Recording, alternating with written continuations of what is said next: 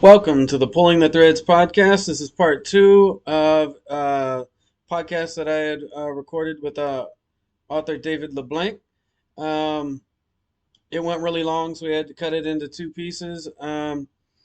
First part, we really started with Christian origins. What is Christianity as we know it?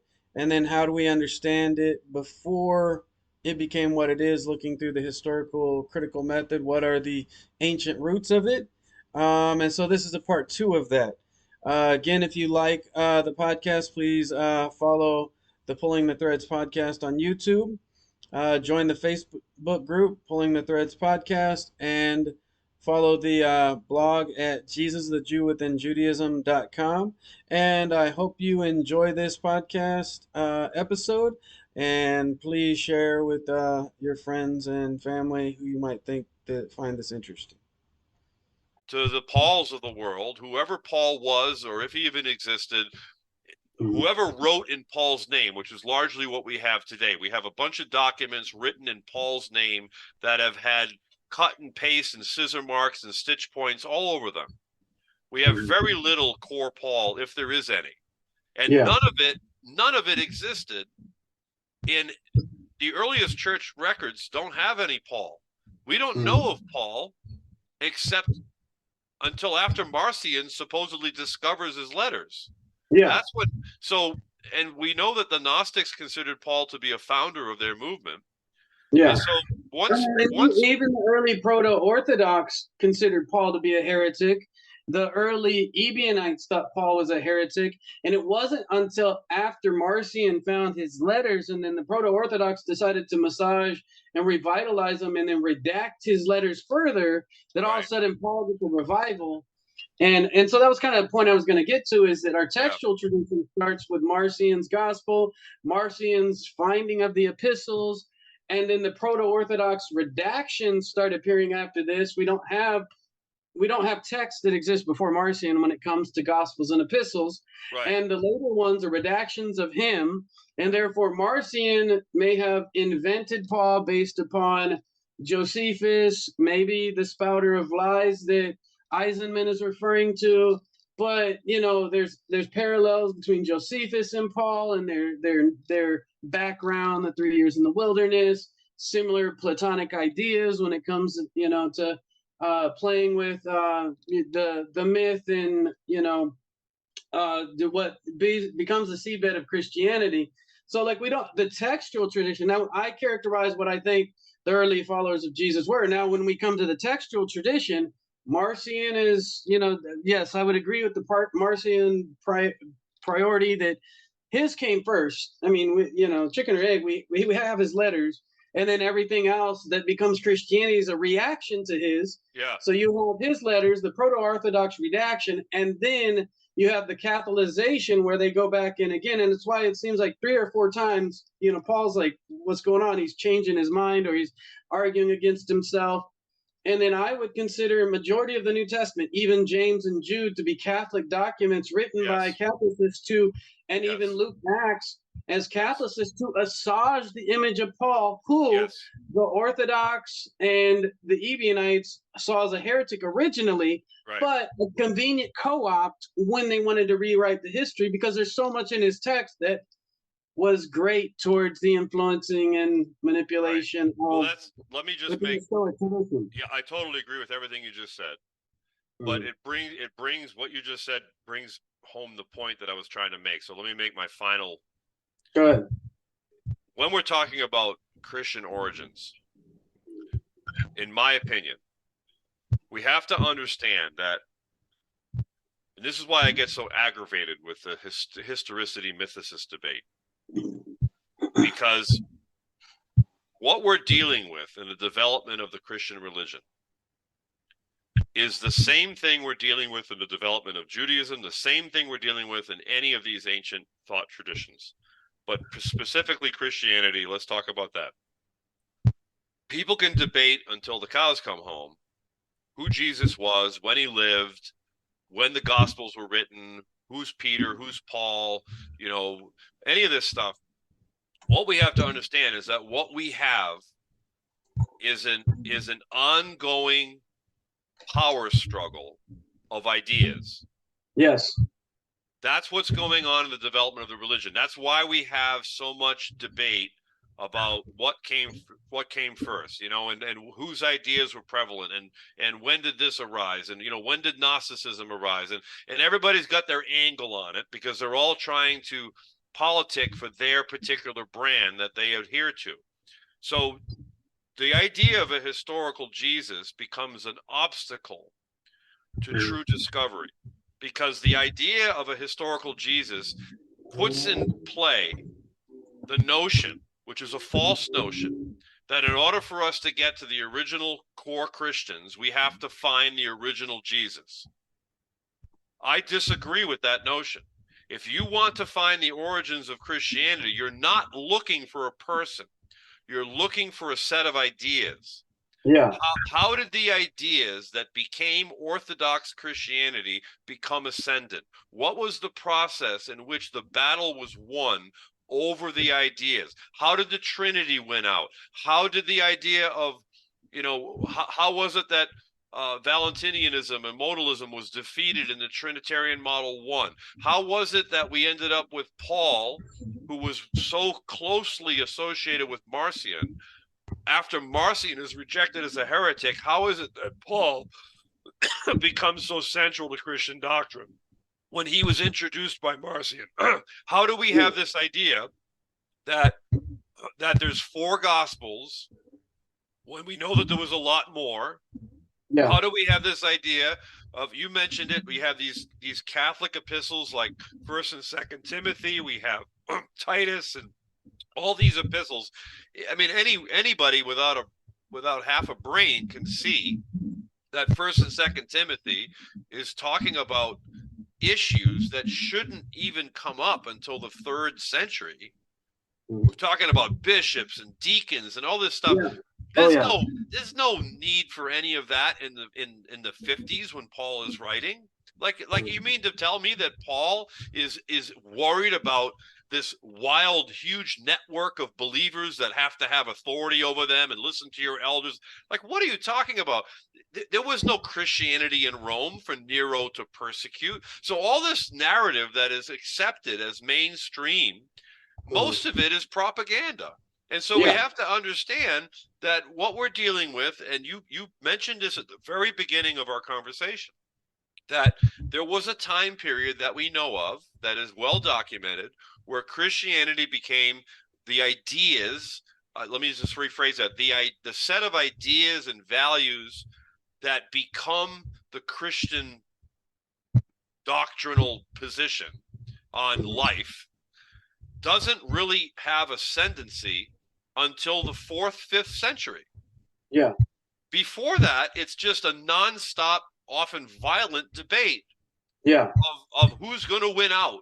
And who's going to win out is the elites that are in charge. That's the answer to that question. So if we want to understand the origins of the religion, we have to understand who was in charge of the culture, who were the major players, who were the major movers and shakers, what was their incentive, what was their motivation, what would they have to gain, what would a Philo or a Josephus or a Flavian emperor have to do with Christianity? What would be their incentive?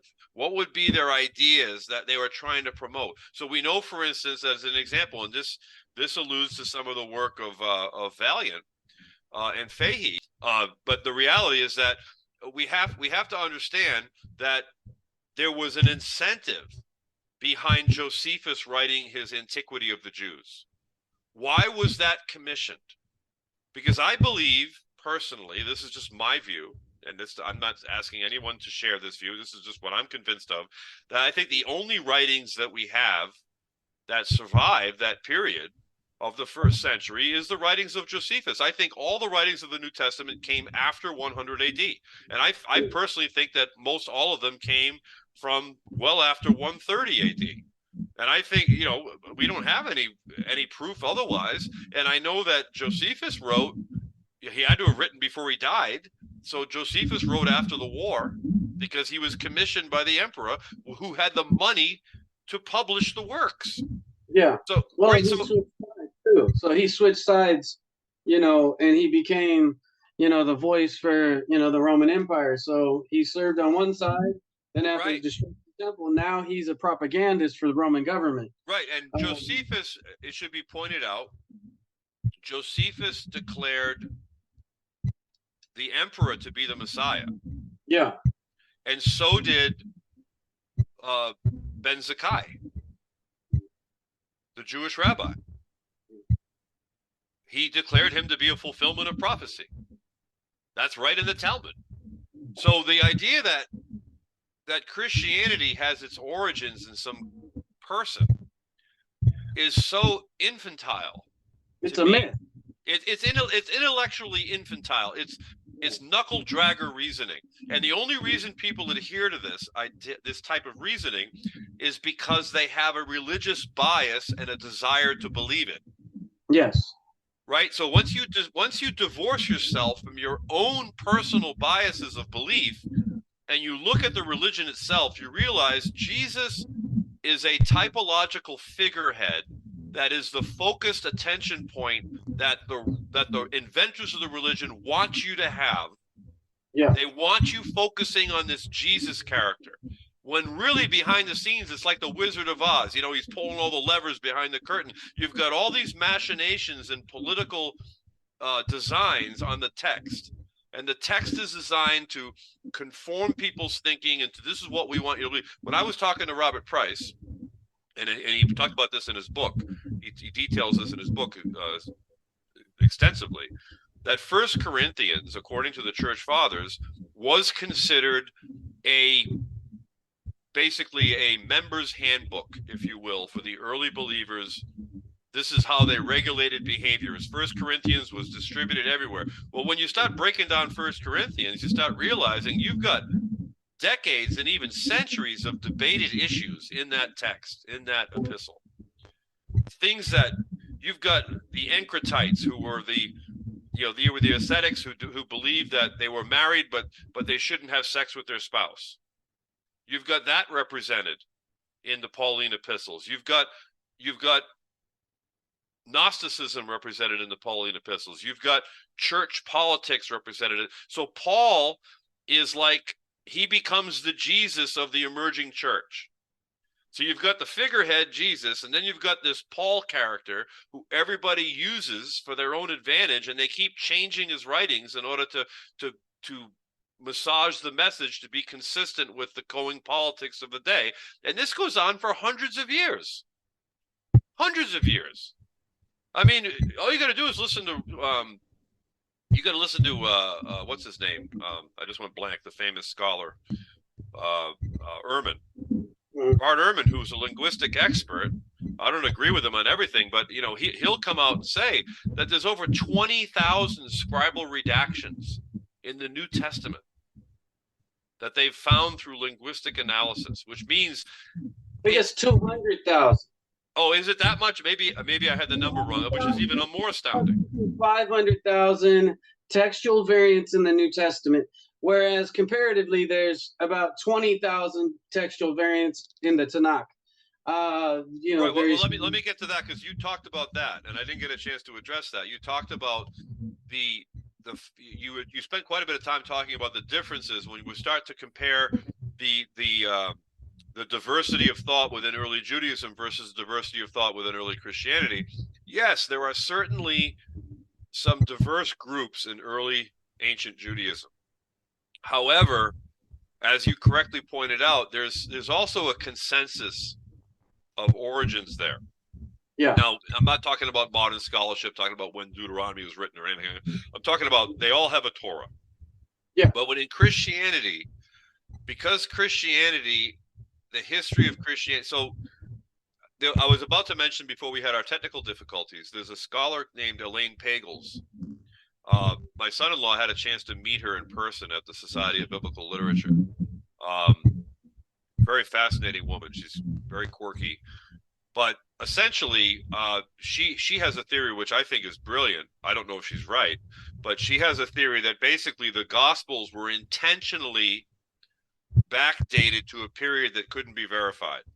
Yeah. So by putting the Gospels into the period of Pontius Pilate, yeah, you have a historical figure, and then you can create a fiction around that historical figure, because once Jerusalem is destroyed, there's no way to verify the actors in the story. Yeah. So it's a genius thing. Fiction writers do this all the time. How many fiction books are written around? You look at Tom Clancy novels, or all these different modern writers who take real events, real people, and they craft a story around it that is highly believable because, well, this is a real person and this is a real event. And I mean, you can't verify it, so right. You can't fall. Exactly. So I bring that up only to say that it's very clear that, and by the way, this is also true of all the major religious figures in the ancient world. This is true of Buddha. This is true of Krishna. This is true of all these different people. None of them have, even Romulus, who, we believe there was a Romulus, right? But the stories surrounding Romulus and the founding of Rome are fantastic. They're not real. So we have all these. This is what people do. The last thing I'll say, I'm sorry, I went a little longer than I meant to, but so I had a chance. I was talking to Rabbi Tovia Singer, and he ended up talking about this on one of his shows with Tanakh Talk with William Hall, who runs Tanakh Talk. So Rabbi Singer was at one time a rabbi, the head rabbi in India, believe it or not.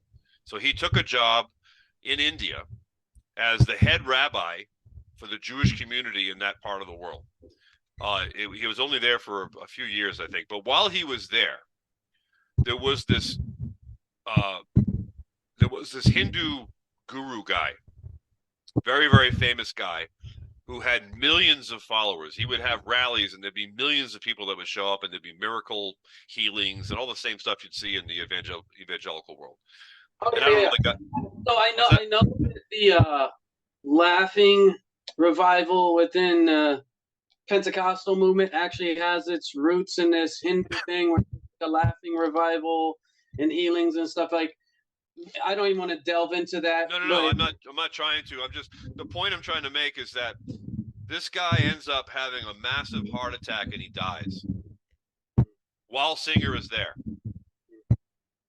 He has massive heart attack. Now, there was all these prophecies about this guy, about how he was going to rise from the dead and how he was going to revive the whole world. I finally realized that sound is coming from my headset. It's not from you. So hopefully you can still hear me okay. But this guy dies, and Singer says that within a week, there were women coming on public television claiming that they saw him as a risen person and saw him rise from the dead. And he spoke words to them, and they had things to share. Within a week of this guy dying. So all to point out, like people who say that you can't come up with a mythical Jesus because the timeline's too soon. It can happen in days. Yeah. It can happen in days. So this is where I'm willing to concede. Like I try not to be dogmatic about my dating of the Gospels, because it's certainly possible that these Gospels could have been written a short time after a historical person, and they could have just elaborated and embellished like crazy, and now you have the legend. But either way, the point is that the religion develops over a period of time through the debate over ideas. It's not like let's say that you and I are very close friends and you have a huge following, right? And all of a sudden I'm out on a hike with you someday and you die on the trail. And then all of a sudden I see all these stories coming out about, what was really going on with you and what really happened. And I would say, well, no, I can categorically say that all of what you're saying is not true, because I was physically there with him in person. I have photos of him. Look, here's my photographs. Here's my transcripts of my conversations with him on Zoom. Like, this is what he was. This is what he believed. Everything you're saying is false. And everybody was like, oh, okay, right. He's an eyewitness testimony. Yeah. We don't have any eyewitness testimony that's verifiable at all. Yeah. Everything is a story and a legend, and the proof of that is that none of the Gospels agree with each other. Yeah, centuries and decades. And there's no consistency to the diversity of early Gospels and epistles. There's no, I mean, that's why scholars only agree that he was probably baptized and died, and the rest we can't agree on. That's one thing. So I interviewed at one time. I interviewed Jack Buck, who is a PhD candidate. I think he's got his PhD now. I could be wrong, but he was a PhD candidate studying under Marcus Vincent. So Marcus Vincent is a preeminent Marcion priority scholar in the world, and Jack Buck is one of his chief students. And Jack Buck's specialty is Irenaeus, if I say that name right, Irenaeus. Irenaeus. I said it with the wrong emphasis. So one of the things he said that struck me, and by the way, Jack Buck is a Christian. He believes in Jesus, the whole thing. He's a Catholic. But Jack Buck says that one of the things that's really interesting, and he's an expert on Irenaeus' letters, which I won't get into here, but he said the earliest writings in the Christian world have no knowledge of Paul at all. Yeah. What they talk about, they talk about the crucifixion. They talk about Jesus died and rose again. That's consistent. But they don't have anything to say about Paul, which is really fantastic when you consider the fact that you've got epistles that allude to, like Peter alludes to the controversial writings of Paul, and you've got all this doctrine and church theology built on this guy who the earliest Christians don't know anything about. And we have to go into the writings such as the homilies and the Clementine recognitions and all these other things to find out anything about Paul. Yeah. And as you pointed out earlier, it seems like in the New Testament we have kind of a negotiated truce, especially in the book of Acts, between all these competing elements, like you alluded to. We've got all these different groups that have all these different particular beliefs. And then later, much later, there's an attempt to try to gloss over the discrepancies and try to create a mirage of a unified front, such as the Jerusalem Council of Acts 15. Alleged Jerusalem Council, which, as a Jew, I find incredibly unlikely. Yes. I that's a mythological account. I don't agree. I think, and you look in the homilies, I don't think Peter and James would have ever conceded to that. Correct. I don't think that would have. No, this new Paul way that's kind of like Noahides or something. I don't think they would have ever agreed to that. I still believe that I'm convinced they would believe in discipleship, circumcision, mikvah as the way that and there's textual tradition to support that now. But I do kind of want to do a transition here, though. Yeah, that's a good time for it. Yeah, because maybe 30, 40 minutes max left, but I want to transition. We've done some good foundation work. I'm probably going to break this into 3 episodes now just because of content, and I think we got that. I do want to transition. We've laid a good foundation of what Christianity, how it came to be. I want to move into the modern age, post-Catholicization of the Roman Empire, and the Roman Empire and the ideas of Christianity winning Western Europe and America, the Reformation, and then, the Protestant Reformation, and then the evangelical uprising in America. And then now we come to our modern term. And we're going to leave out a lot of that period just because I want to move to the jux of my point while we lay the foundation the way I did is that now I want to talk about the Messianic evangelical movement and how they get some things wrong. There's 4 key points that I'd like to kind of get into. 1, the Jewishness of Jesus and how their Rabbi Jesus validates their twist on Christianity, and how I would completely disagree with that summation that this Jewish Rabbi Jesus that gives a Jewish flavor to Christianity somehow makes things okay. Point 1.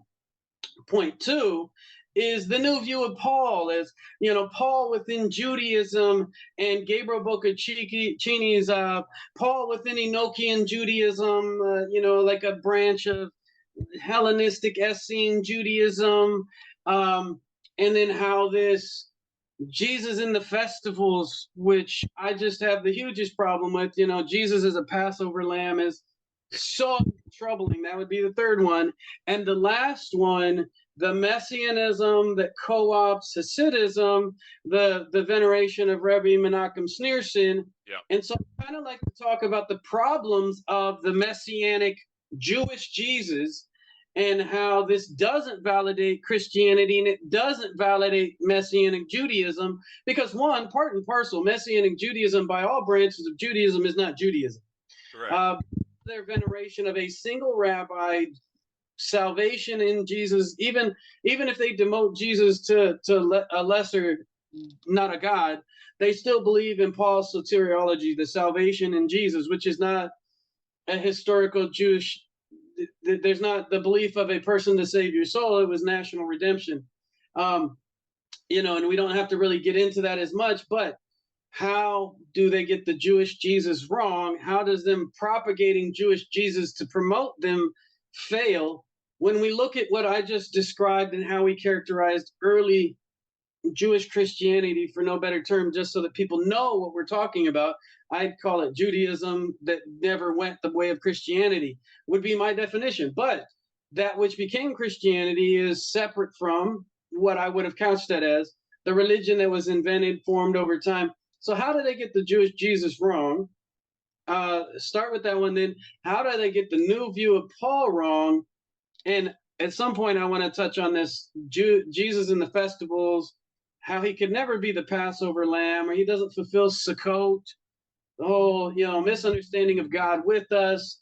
And then we can move into the Messianism. So I'd like to kind of hit as much of this as we can in the next 30 minutes or so. And then I will have to cut off at 5:45. No, that's fine. I'll have to go too. So do you want me to just go ahead and try to tackle those, or you want to do that? With 4 points. And so let's start with, how do they get the Jewishness of Jesus wrong? And how does them promulgating the Jewishness of Jesus to promote their branch of Christianity fail to understand, one, the historical Jesus, the myth making of Christianity, and the Messianic movement? Right. So the Jewishness of Jesus first. It's a bit of a trap. Obviously, if you're telling the world that Jesus was born a Jew, he's Jewish. I mean, it's the most obvious thing. Well, Jesus is Jewish after all, so that's the obvious inroad to try to get people interested in the Messianic perspective. Well, after all, Jesus was a Jew. So again, the presumption that's false is based on the same false presumption that creates the misunderstanding of Christian origins. So anyone who studies church history or Christian origins at any level, even if they're a believer, and most people begin that way when they study this stuff, they have to admit that, as you correctly said, the Christianity that developed had a adolescent period where there was a lot of different perspectives before there was an orthodoxy. The same is true in Judaism. There was a lot of development over a long period of time before there was a consensus of Jewish orthodoxy. Yeah. So to try to put Jesus, and I did this at one point. I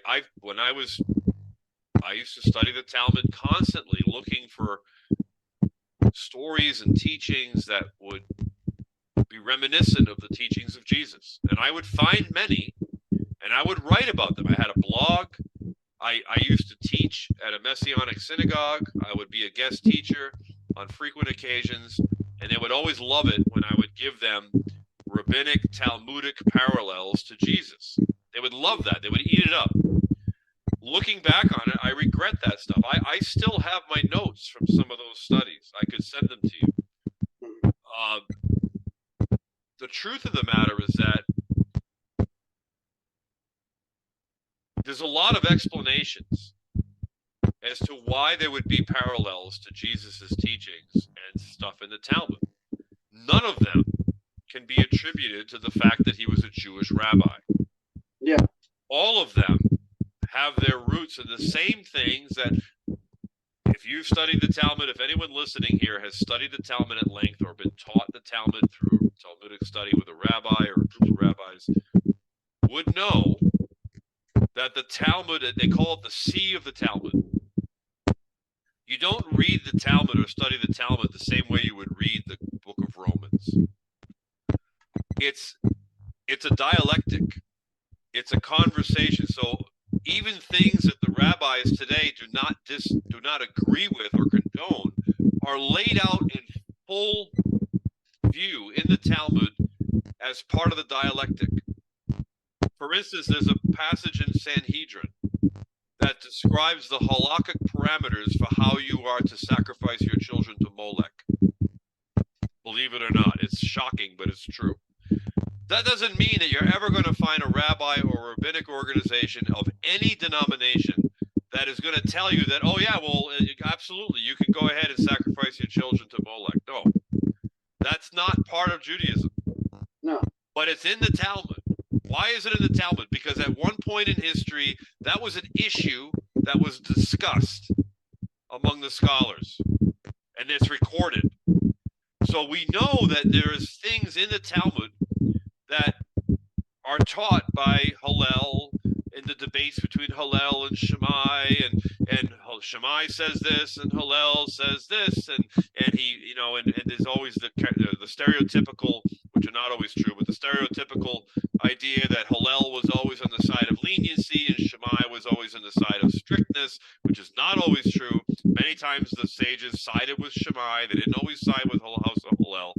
But the reality is that Jesus is portrayed by the Messianics as being a rabbi after the school of Hillel. Yeah. It's a shell game. It's a shell game.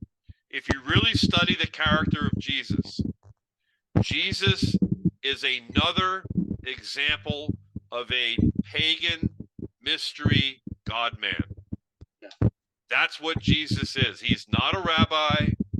And you can try to make all these arguments, but the Messianics do. They make these arguments, oh, no, Jesus, you know, if you strip away the virgin birth and you strip away all these doctrines that are highly problematic to the Jewish world, and we should be clear, and you haven't said this, but for the audience, if they don't know, 90% of the Messianic world believes in core Christian evangelical doctrine. Yes, they do. Right. It's a very small percentage of the Messianic world that actually adheres to Jewish teaching. Or follows authentic Jewish practices. They're a very, very small group.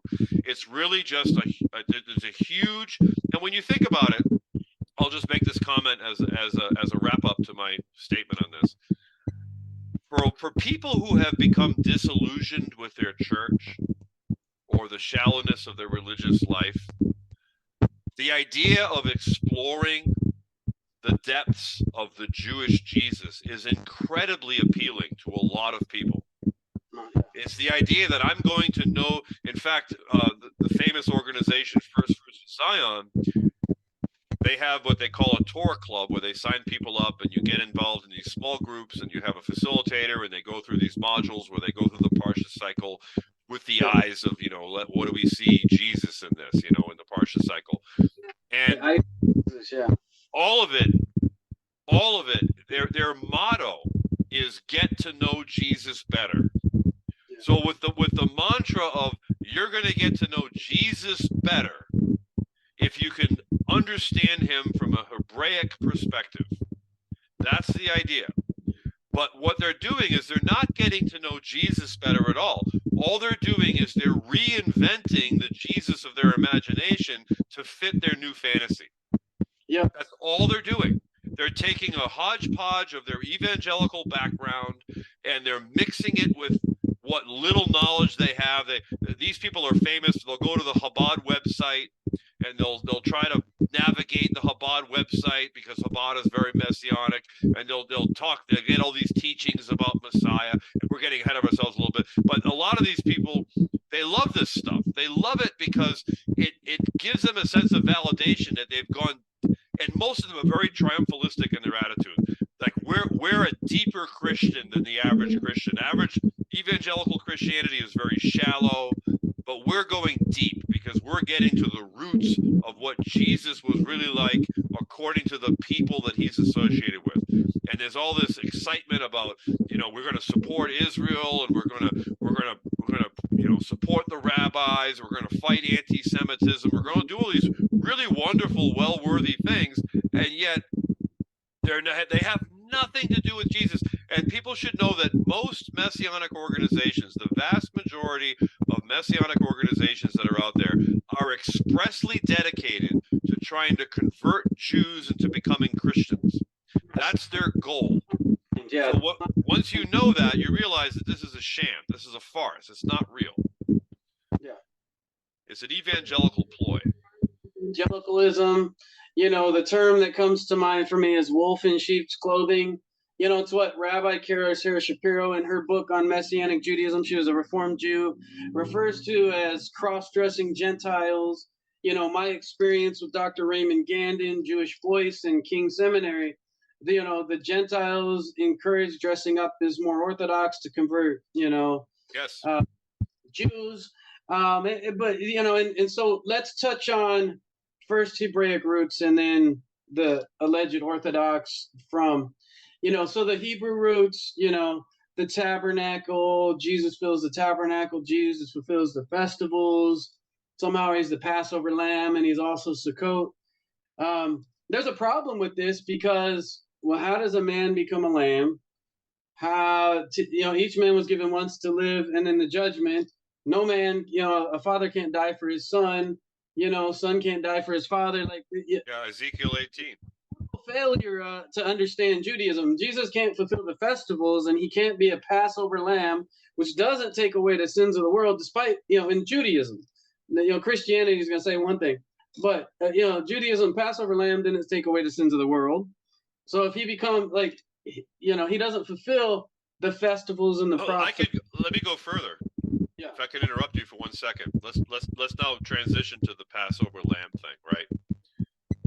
Not only does the Passover lamb not take away the sins of the world, it doesn't take away the sins of anyone.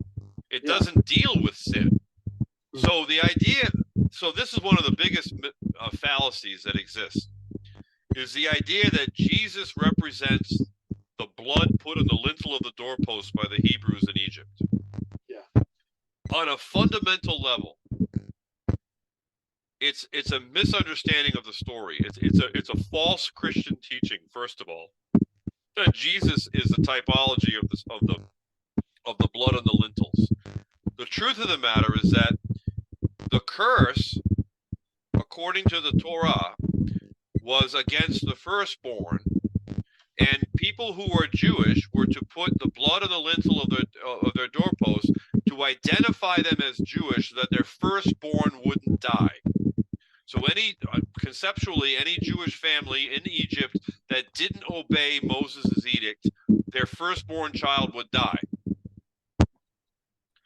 So people don't understand that in the Jewish world, according to Jewish teaching, there were Egyptians that also put blood on their lint posts so that their oldest children wouldn't die. And those Egyptians went out with the Jews in the Exodus. The great multitude, yeah. It wasn't simply just the Hebrews. So, of course, Christians will say, well, that just proves the universal salvation. No, there's no salvation message in the Passover event. The Passover event was a solemn event it was like people are dying around us and we're just being spared. But the idea was, and of course I don't believe it was a historical event, but that's neither here nor there. But the reality is that Christian doctrine tries to appropriate the blood in the Passover story as representative of the shed blood of Jesus Christ for the sins of the world. There are no Jewish people who were saved, quote unquote, by obeying this injunction. They were simply spared the death of the firstborn. Yeah. So it's a completely false analogy to begin with. The other thing that they do is they conflate the Passover story with Yom Kippur, with the sacrifice of Yom Kippur. Yes. One of the things, this is even more egregious in my opinion, is that how a Messianic Christian can participate in the Yom Kippur ceremony Yeah. and the Rosh Hashanah ceremony, which happens 7 to 10 days previous. So in Judaism, we all know that there is blood all over the worship system. The cult worship system has blood everywhere. Yeah. But most people do not know that there is not a single offering in the Levitical system which deals with intentional sin. Not one. There's not one sacrifice that deals with willful sin. The only remedy for sin in Judaism is repentance and change and a heartfelt return to God. That's the teaching of Judaism, is that you return to God and he blesses you and restores you. That's the whole point. It's not about sacrifice. No. The sacrifice is about cleansing the temple. Yeah. Yes. So that's why if there's people never think to ask the question, like, how can Judaism still exist today if there's no temple?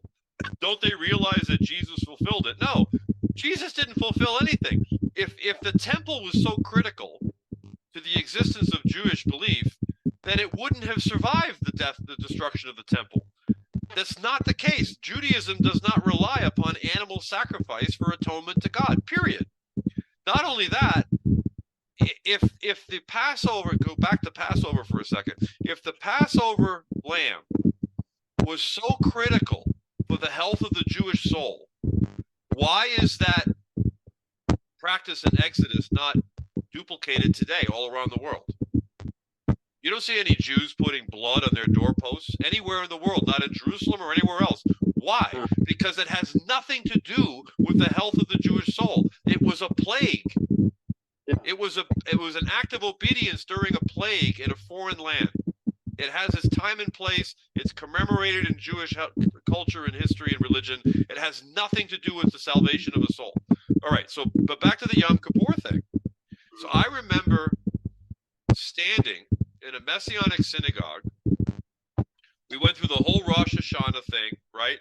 Now, it's very fascinating because, as you know, in Rosh Hashanah is, people always think that Yom Kippur is the judgment. Yes. But really, it happens at Rosh Hashanah. So Rosh Hashanah, the blowing of the shofar, is supposed to silence the objections of the enemy, of the Hasatan, so that the people can have an uninterrupted audience with their king in order to have their soul restored. And it's during the period of Rosh Hashanah where the judgment is rendered. And then at Yom Kippur, your fate is sealed for the following year. Yeah. That's Jewish tradition. Most people don't know that. There's very few Christians that have ever experienced or even know about the Rosh Hashanah ceremony. Yeah. Even though it's in the Bible. Christians don't talk about it. They don't teach about it. If you believe that there is relevance to the Rosh Hashanah, Yom Kippur, to what we call the high holidays. So the high holidays of the Jewish year culminate in Rosh Hashanah and Yom Kippur. I have been, as you have been, in liberal synagogues where you have Jews who don't even attend synagogue all year long, and on Rosh Hashanah they will pack the joint out because they know the family is being called together. They go there because it's the time for the family to be called to account, not because of any of their faith or any. Many of them do have faith, many of them don't have faith, but they're still there. They're there because they're part of the tribe. It's part of the family. It's the ritual. So if you believe that Jesus is your atonement, if you believe that you are rectified to God by the shed blood of Jesus Christ, there is no world in which you should be participating in Yom Kippur, whether you're Jewish or not. Because if you're Jewish, you realize that the salvation of my soul is not up to an individual. I'm part of a tribe. Yeah. And in Judaism, every Jew's soul goes back to Sinai, and we're all part of the same soul. We're all sparks of the same root. And so every Jew that has ever lived for all of time, according to Jewish theology, and I don't care if you're part of the Reform movement, the Conservative movement, the Orthodox movement, the Hasidic movement, your soul was considered to have been present at Sinai. Yes. You don't get saved. Salvation. You are part of a tribe. Yeah. It's not a salvation religion. So this mixture of Messianic evangelical ideas with Jewish practice is the true definition of an abomination. It shouldn't be. It shouldn't exist. You have to choose one. You're either following Christianity or you're following Judaism. Judaism has no need for Jesus, and Christianity has no need for Jewish ritual. Yeah. Period. And if you're trying to mix the two because you think you're connecting with the Hebraic original Jesus, this is why I have such an issue with people fighting over historicity. Yeah. Because you're missing the whole point of the religion. Jesus is a figurehead representing a set of ideas. Yeah. He has nothing to do with Judaism. Nothing to do with Sukkot. You mentioned Sukkot. Yeah, none. Nothing. Sukkot is a ritual of the Exodus. It is a festival. Now, the argument is made, even by the Noahide teachers, the rabbis, that Sukkot is the only festival of all the Jewish rituals that does have the world in mind. It has the Goyim in mind also, as well as the Jews, but not in the context of salvation, and certainly not in the context of Jesus. Has nothing to do with Jesus at all. Nothing. Unless you buy the hogwash that Jesus was a misunderstood Hasidic Chabad rabbi that would have worn a black suit with white shirts and tzitzit in the first century, which is, they have, most people don't understand how anachronistic the Messianic Hasidic Jesus is, because the Hasidic movement doesn't exist until the 18th century. Well, it starts in the 14th century, but really, I mean, when you talk about Chabad and the Breslov movement, all that stuff, that's all post Isaac Luria. That's all, and we can get into that if you want. I don't know if I'm jumping ahead of you. Hey, not today. But yes.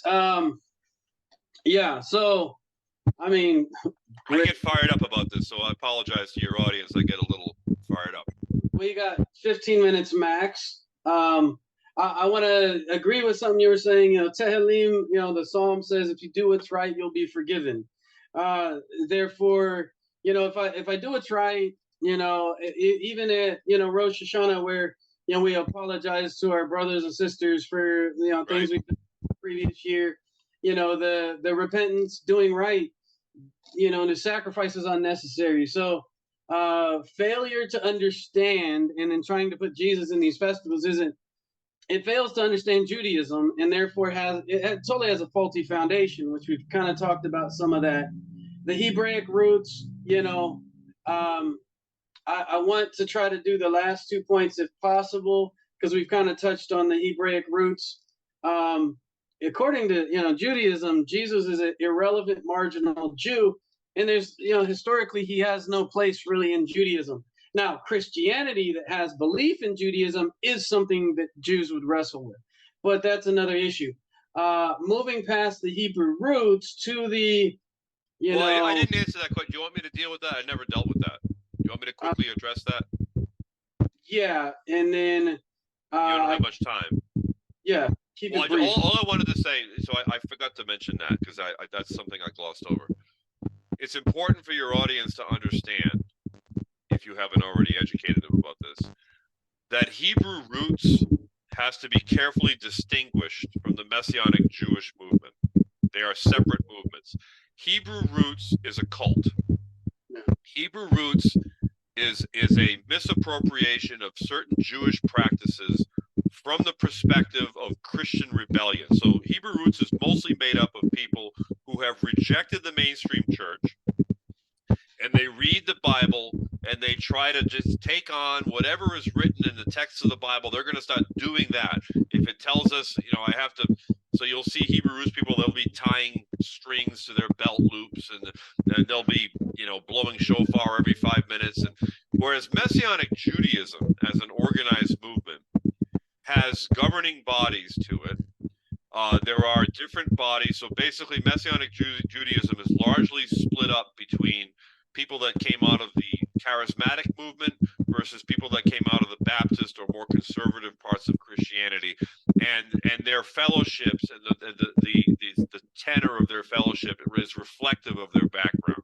So in Messianic synagogues and in Hebrew root congregations where they come from charismatic backgrounds, you're going to see a lot of the charismatic elements that you would normally find like in an Assemblies of God or what have you, people speaking in tongues, dancing around waving flags around, and you're going to see all the same stuff because that's what they know, that's what they're comfortable with, and they just appropriate it to the Jewish thing. Whereas people that come from a more conservative bent tend to be a little bit more scholarly. They tend to be more interested in the study of the text, and they're less interested in the experiential elements, and they're more interested in really immersing themselves into the philosophical tradition. And it's from that side of Messianic Judaism that you find most of the people who leave it and convert to Judaism. Because when they get involved, you and I think probably are in that camp where we got involved in the study.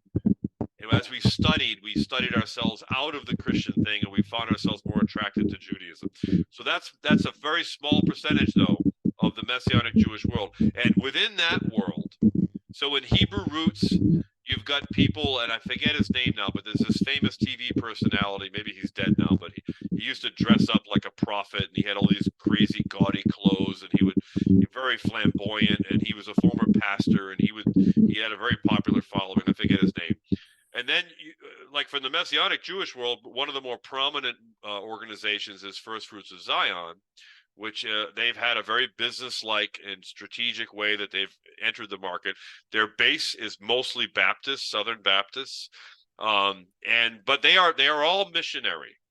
And that's the thing I wanted to point out, is that whether it's Hebrew roots or whether it's Messianic Jewish movements, all of them, whether more subtly than others, they all seek to proselytize Jews because they believe that they are part of the original Jesus movement that is trying to recapture original Christianity. And that's why this conversation is relevant. And I just wanted to make that point. Oh, no, that's a great point, and kind of touches on where I was going next. But before we fully delve in, we kind of talked about what's wrong with the Jewishness of Jesus and how they get the Jewishness wrong. And if he existed, that whole festival, Passover thing just fails. All right, so the next place that Messianics go, that the new view of Paul, trying to put Paul within the Rabbinic Jewish tradition, and its halakha, and its pesharim, and its midrash, and Paul is Jewish, and therefore Christianity is a midrash that became, out of Paul's writing, which, oh my God, that's the worst thing ever. So basically, you embrace Platonianism, Mithraism, deification, salvation, because you touched on salvation for Jews as communal. It's the entire nation, not an individual. Salvation, according to Christianity, is very personal and follows the practices of Roman conversion to paganism, not any ever recorded history of conversion to Judaism before Christianity. The salvation process of Christianity follows Roman tradition, but the making of Paul is Jewish now, and a pesharim and a midrash, and oh my God, that's I can speak on that. So let me just quickly say, because this will cut right to the chase. Yeah. So several years ago, my son-in-law Brian, who is a published scholar, he attended the Society of Biblical Literature conference, which happens every year, SBL. And he attended as the roommate of Mark Nanos. So Mark Nanos is the spearhead scholar which heads up the Paul within Judaism movement. There's other scholars as well that have gotten on board since him, but he was the primary scholar that started it all. And his seminal work, which was an edited collection of essays by various people, including himself, was called Paul within Judaism.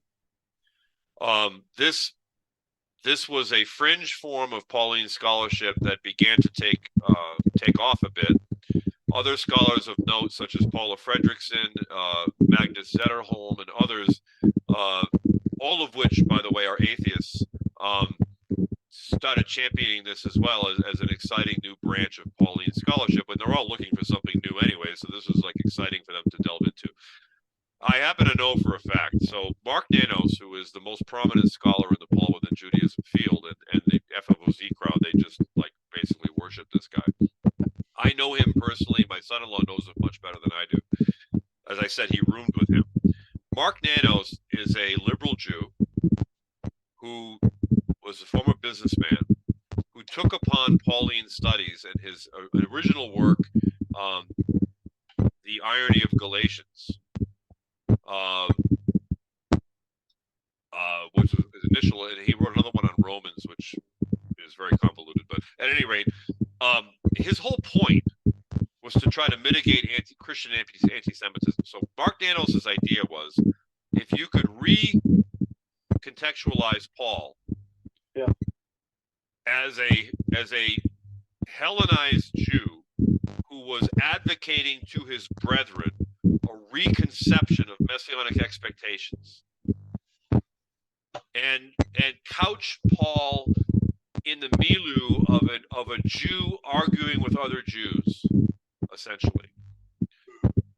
That if Christians could embrace this idea, rather than the traditional narrative that Paul was denouncing the law, denouncing Jewish exceptionalism, denouncing Jewish practice, the strict observance of kosher for Gentile, that Paul was advocating from within Judaism, not against Judaism, essentially. That his idea was that if that idea could propagate, and he could make an argument for it, that it would help to reverse many centuries of Christian persecution of the Jewish people. That was his entire motivation. A noble goal. He doesn't believe any of it.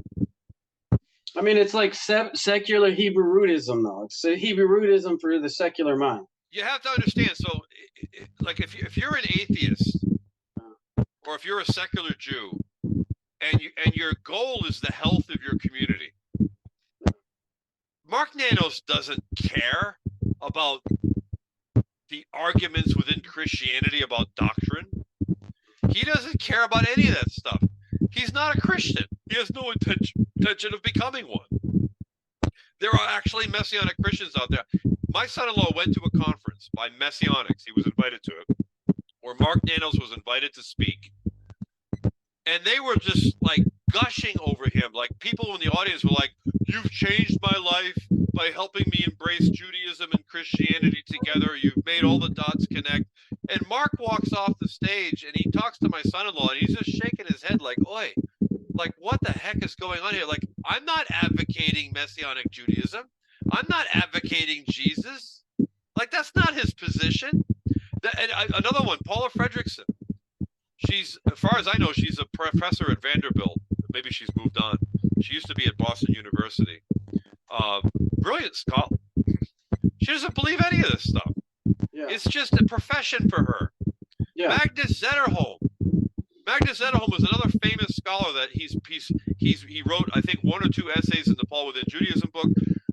The reason I'm saying all this is because these are the people that these Messianic Jewish people are championing and saying, we have it on authority that Paul was a observant Jewish man, and that Jesus was an observant Jewish man, and that they are promoting rabbinic Jewish principles here. And the people who are writing the scholarship that they are quoting don't believe it. Yeah. It's people don't understand the world of academia. To give a stream analogy that I make a point, but it's like the black guy that shows up at the KKK meeting and starts saying all the things that they like, and they're like, "Look, it must be true." Right, exactly. It's a crude analogy, but yeah, it works. And so the Paul with it. So let me deal with the core claims quickly. I won't take a lot of time on this, but now that I've debunked the source of the information, not that I've debunked it, I don't want to say it that way. I'm not debunking their scholarship. Their scholarship is great. But when I say their scholarship is great, it doesn't mean that I agree with it. It means that they've done a great job researching and trying to come up with an argument. There's some very eloquent arguments that are made for it. I'm not going to deny that. I've read the books. But ultimately, it doesn't hold water, because the reality is that, so first of all, Paul is from Tarsus. Try to find in Jewish sources any connection to the ancient Jewish world and the city of Tarsus, which was, by the way, a place where the only thing that was of significance in Tarsus was that that's where a Roman legion was stationed. There was no Jewish community there. So for these people to claim that Paul was, a potential, I've heard it claimed that Paul was the heir apparent to the Nasi of the Sanhedrin. And if people don't know what the Nasi was, a Nasi is a Jewish term for the head of the Sanhedrin. People in the Messianic world claim that Paul was an inheritor. He was an heir apparent he was a savant. He was not a Talmud, but a Torah savant of the oral tradition. He was in line to be the Nasi. If that were true, then we would have records of him in the Jewish tradition, like we do for all other great sages of the Jewish tradition. Paul is unknown in the Jewish tradition. And to the early Christians, too. Right. So the whole notion of Paul within Judaism. Okay, so what do you do with Galatians? So Mark Nanos wrote The Irony of Galatians. And then he wrote another book about Romans. So Mark Nanos has a and I'll just talk about him because he's the one I'm most familiar with. I've also read Fredrickson and the other ones, but I'm most familiar with Nanos. I've had personal correspondence with him. So in Romans, in fact, he personally sent me his original paper that he published that ended up becoming incorporated into his book. He sent it to me, and I have it. I have it down in my office. I don't have an office, but down in my bookcase. He sent it to me. I have it in a 3-ring binder. So the whole argument is based on wordplay in the Greek, talking about, because we're dealing, of course, with Romans 11 through 13, or is it 9 through 11? I forget. The part of Romans where it talks about, Israel has been cut off for a season and will be grafted back in, and who are you to boast who has been grafted into the original branch? Don't you boast against it. Oh, you have to wrap up. Okay. So anyways, let me wrap up. Let me cut to the chase. You guys can research that on your own. But the very controversial passage in Romans that deals with Israel being partially hardened. So that is a passage that Mark Nanos took particular umbrage with, because he viewed Matthew 27, which is the whole, or is it Matthew 25, where it talks about let his blood curse be upon us and all of our children in Matthew. He viewed that verse, and he also viewed the passage in Romans where it talks about Israel being partially hardened, but in the end they will all be saved.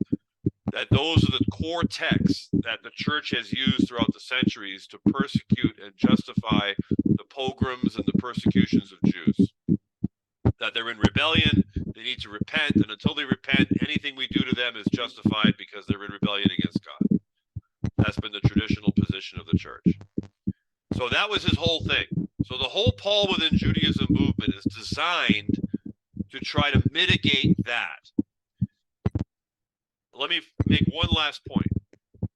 There's another guy by the name of Rabbi Kinzer. Rabbi Kinzer is a Jewish Christian who is a very good man, very humble man. He has great relationships with the cardinals of the Vatican. Mark Kinzer was instrumental in the formation of the relatively recent document, which was an update of the Catholic position on the Jews. And it's very controversial. The evangelicals all hated it. The position that the Jews have a relationship with God outside of Jesus. No strata time. Yes, and Mark Kinzer wrote a book called Post-Missionary Messianic Judaism, an argument to justify Messianic Judaism apart from evangelical proselytizing efforts. The problem with his theory is Judaism already has a solution to that problem. It's called the 7 Noahide laws. Yeah. You don't need to go through any kind of a crazy extrapolation to try to justify Jews not accepting Jesus. Judaism never requires anybody to believe and become Jewish.